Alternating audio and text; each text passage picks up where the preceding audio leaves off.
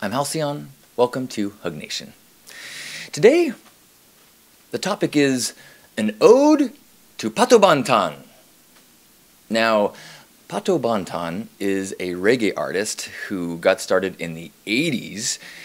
I first heard his name in association with the beat and some of the ska bands in my junior high and high school years.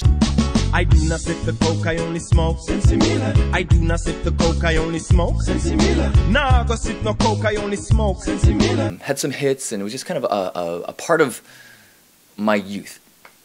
And so he hasn't had a new record since 2008. I think since 2008, I think we can use the word record. But you know, his name occasionally pops up. And this weekend, he played at the local community festival called Fiesta Del Sol. Really cool event that Solana Beach puts on. All sorts of bands, 2 days of music. And it's, you know, local bands, and there's like kids groups that play. There's like the local rock academy puts on shows of their students, and art mart type stuff of the local photographers and painters, and super fun. And then they have this one row of way too aggressive commission-based like street fair people that are trying to get you to sign up for solar or a gym membership, and quite frankly, I could do without Aggression Row. That being said, it's always a fun time, and I always look forward to the community coming out, and there's beer gardens that get out of control and are super fun. And it's always cool to see, usually they have one or two names that end the day on Saturday and Sunday that are kind of people that you've heard of. Sometimes, you know, bands that used to be popular and now are just kind of doing their thing. And this year, Sunday night was Pato Banton, which was cool because it's a name I recognize, but, you know, it's also not somebody that I would go out of my way to go see. There is this whole genre of post-prime musicians, you know, and bands who go through their hit period, they get a following, and then they're no longer able to like do big tours, but they tour, you know, casinos or, you know, state fairs, and so they still get to connect with fans and still get to perform, and there's kind of this, I don't know, sometimes it seems like that's a little bit of a embarrassing thing to be so on top of the world and now have to kind of make do with the scents and odors and of the state fair. But not that there's anything wrong with a fried Twinkie. I'm just saying there's a little bit more prestige to headlining a huge arena. Now, that's me falling into our societal judgments about bigger, more popular is better, is more deserving of respect, or is indicative of success and winning, and where we, of course, we want to have the brighter lights and the bigger audience. So, last night, Pato Banton takes a stage, dressed all in white. He's 10 years older than me, so he's 55, and full band, and they're all in white, and they're having a blast, and he's just got this super positive energy, and he stops every once in a while to, you know, engage the audience, whether he explains a song or where he brings all the kids up to the front. And he stopped a few bars into a song about Nelson Mandela. He stopped and gave this incredible speech about, kind of, think about the sacrifice that this man made.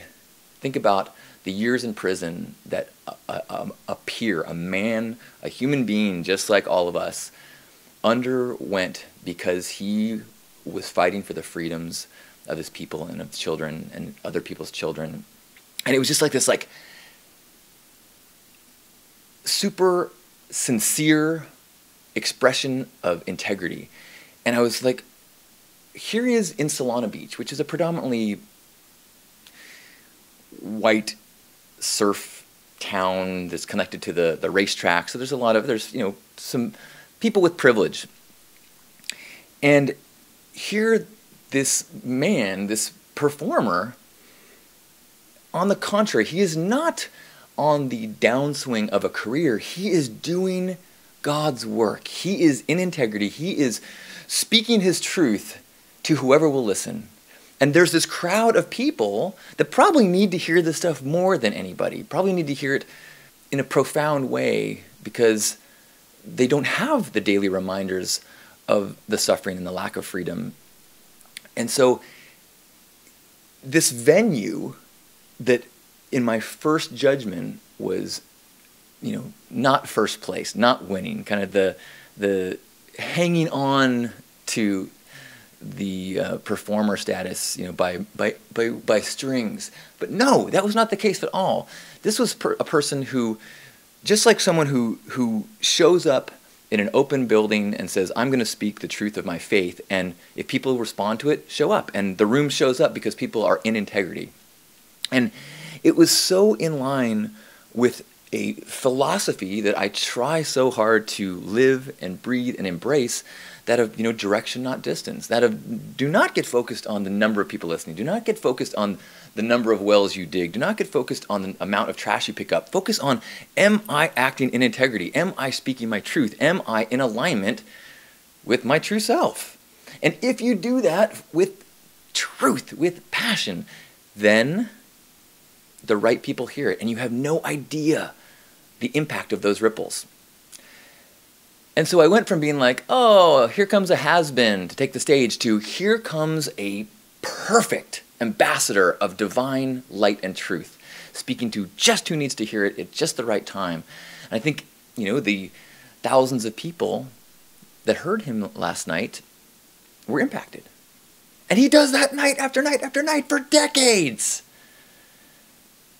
So I have this jolt of inspiration from Pato Banton. And all artists, speakers of truth, singers of light, that is acting in integrity. Because, man, that is how the world shifts. Yes, there's some massive earthquakes of change, but there's also tiny adjustments in alignment with truth that we all make in ourselves, and in doing so, in others.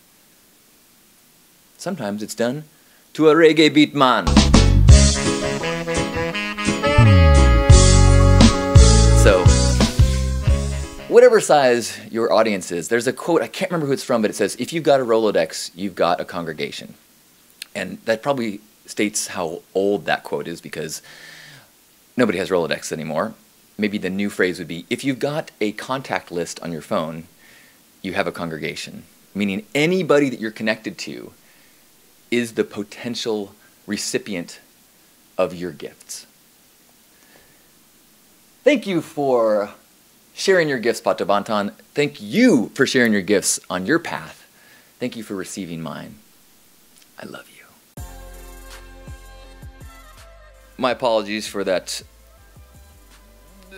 questionable Jamaican accent. I don't know if you ever noticed, but if you're really bad at accents, Irish accents and Jamaican accents kind of end up being the same thing. So I don't know who should be most offended by what I'm saying.